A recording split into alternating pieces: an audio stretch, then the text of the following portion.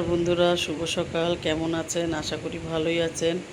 আমিও ভালো আছি, কিন্তু মন মেজাজটা ভালো নেই মানে কালকে রাত্রিবেলায় জামাই আর বড় ছেলেটা যাচ্ছিল এখান থেকে খাবার নিয়ে।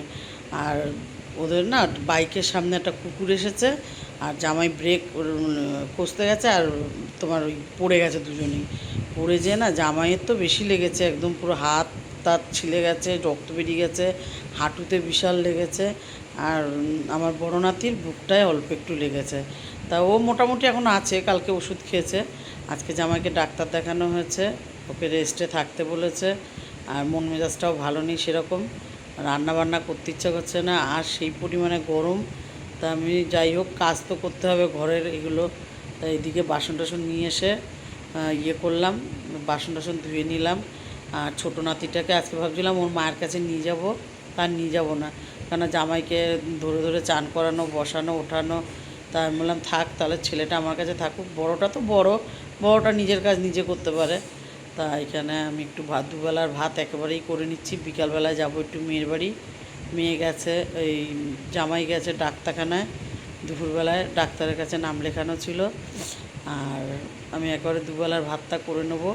এখানে আলু সেদ্ধ দেবো আর ভেন্ডি সেদ্ধ দেবো, দিয়ে ভাত করব। আজকে আর রান্নার মুড নেই যে রান্না করব।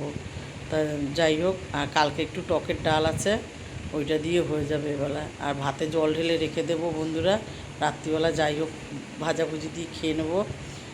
আর যাই, এখানে কাজকর্ম সেরে নাতিকে স্নান করিয়ে ওকে খাওয়াচ্ছে বোন।